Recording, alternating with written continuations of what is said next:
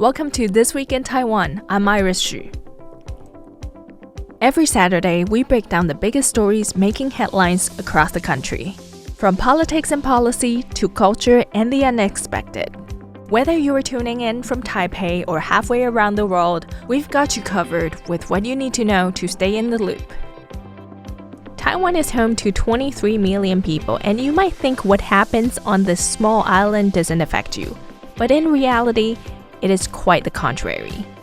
From geopolitics to global supply chains, Taiwan is more connected to your life than you might expect. So let's get into this week's news and see just how interconnected we really are.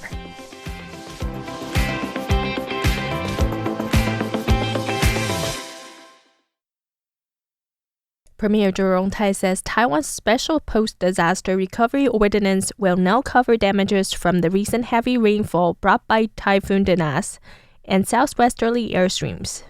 The weather system caused severe destruction across central and southern Taiwan. The special budget will be raised from 30 billion NT dollars or $1 billion to help speed up reconstruction and fully support those affected. The cabinet is expected to approve the increase this week before sending it to the legislature for review. On Monday, Premier Cho visited housing repair sites in Tainan. He noted significant progress since Yunlin, Jiayi, and Tainan set up post-disaster recovery command centers on July 30th. So far, 79 households have been matched with construction companies and more than 400 others are close to signing repair contracts. Nearly 30 construction companies across Taiwan are pitching in with cost-effective, efficient repairs.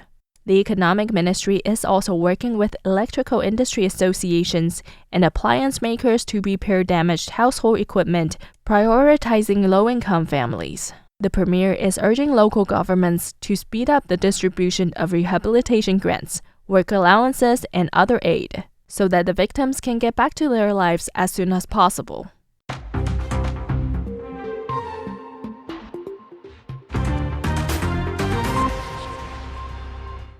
The Democratic Progressive Party is stepping up its involvement in the second round of recall campaigns, with voting set for August 23rd.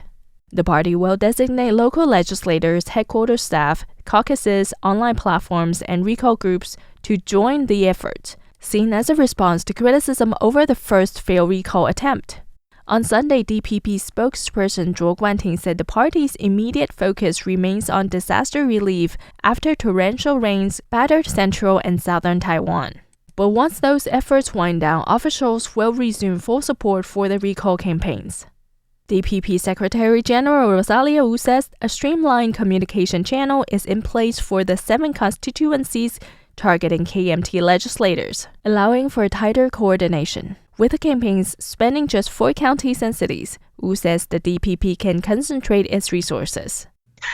Since we only have 4 counties and cities, the area isn't too widespread, and we will concentrate our efforts. One of the KMT lawmakers facing recall, Yo Hao, says a KMT-TPP coalition is working to counter the effort. He says the campaign will combine door-to-door outreach with mock ballots to teach voters how to cast their votes correctly. In addition to providing clear explanations to the public during door-to-door campaigns, we will also have mock ballots to teach everyone how to identify and vote properly. The recall vote will coincide with a referendum on nuclear power. And on Monday, the TPP met with Pekachan chairperson Tong Zixian to push for restarting the Manshan nuclear power plant and urge voters to approve the proposal.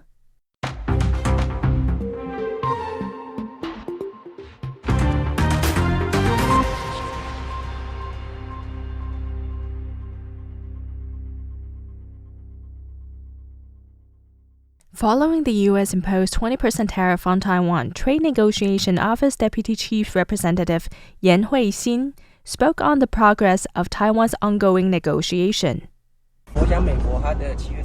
I believe that the U.S. executive order issued on July 31st specifically mentioned that some countries may still be engaged in negotiations with the U.S. and nearing the agreement finalization stage. As for Taiwan, we have submitted a request to the U.S. based on the executive order, expressing our wish to continue negotiations.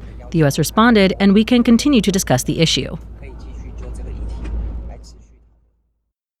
As for the opposition's call to disclose details of the negotiations, Yan reiterates that it is international practice, in addition to understanding between Taiwan and the U.S., that no agreements be made public during ongoing negotiations.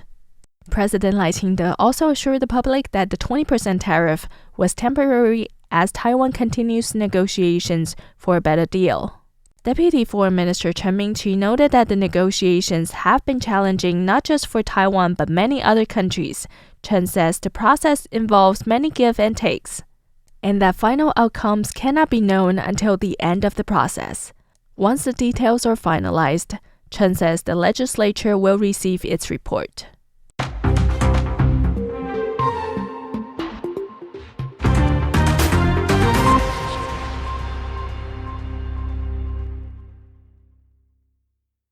Taiwan's Interior Ministry has finalized new regulations requiring Chinese residents applying to live in Taiwan to provide proof that they have never applied for, held, or that they have formally abandoned their Chinese passport. This will be in addition to evidence showing they have renounced their Chinese household registration. The change is part of President Hsiao 17 major strategies to counter national security and United Front's threats. But lawmakers are split on the measure. KMT legislator Chen Yuzhen says the rules ignore how China's passport system works, making it nearly impossible for some applicants to obtain official cancellation documents, even if they want to comply. She warns the policy could unfairly affect Chinese spouses who have lived in Taiwan for decades. If you want to change regulations with regard to mainland China, you can't remain ignorant of the systems that are already in place. And if you are knowledgeable of those systems, then you're deliberately making things difficult for Chinese spouses who can't obtain this evidence. DPP Secretary General Rosario supports the amendment, saying it closes loopholes, sets clear compliance standards, and strengthens both national security and the right of Chinese nationals in Taiwan. She says the goal is to provide clear boundaries and clear path for applicants, leaving no gray areas. I want clear regulations and effective enforcement. For Chinese residents of Taiwan, this also means providing clear boundaries and a clear path to follow with no gray areas so that everyone can navigate the situation. I believe this is beneficial for both sides. Wu adds that for those who come with genuine intentions to follow the law, authorities should consider supportive measures to handle special cases, balancing the rule of law with humanitarian principles.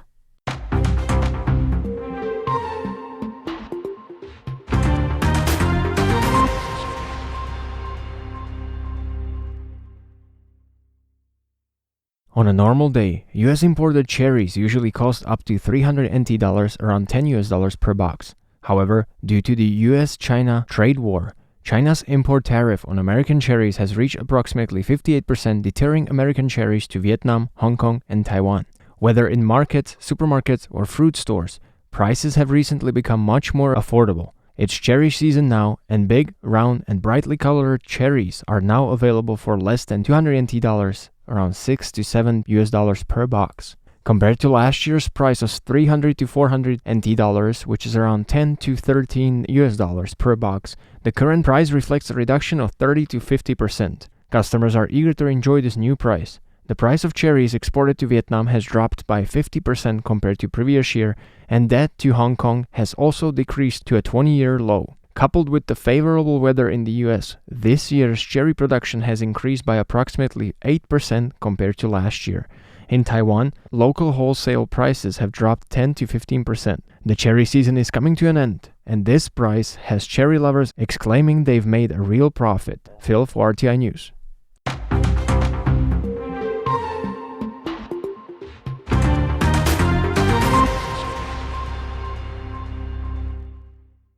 Former British Prime Minister Boris Johnson is calling on Western democracies to stand with Taiwan rather than yield to Beijing's pressure. Speaking at the 2025 Cataclan Forum in Taipei on Tuesday, Johnson urged the United States, the United Kingdom, and other European nations to respond with clarity and resolve as China steps up military intimidation.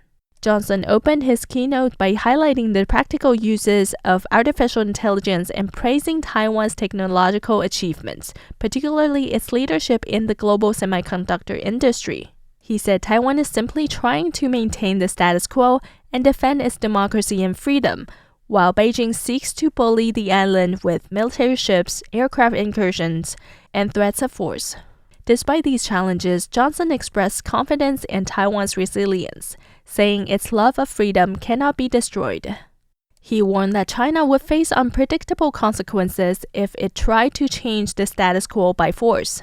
As China intensifies its pressure on Taiwan, I hope that we all, the West, America, the UK, all Europeans, will have the courage not to tiptoe away, not to be cowed by our desire to be deferential to Beijing, but to stand with Taiwan and to deepen our economic partnership.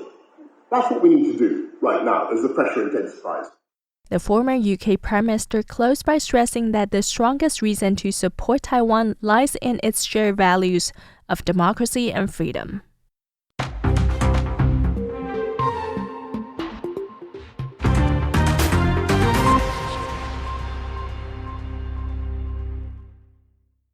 The National Immigration Agency is apologizing after plainclothes officers entered National Taiwan University without notice, sparking outrage from students.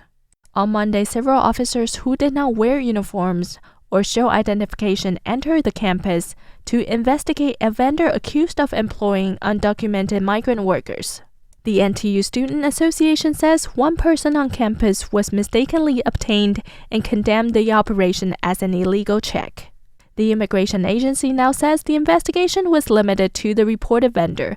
Officials say they found a missing Vietnamese migrant worker illegally employed and questioned only the vendor's staff and the employer's son.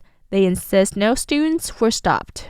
Still, the agency admits it failed to notify the school in advance, something Deputy Chief Lin Wei-xiang says caused unnecessary concern. He says agency officials returned to campus later that day with the Department of Labor to explain and apologize.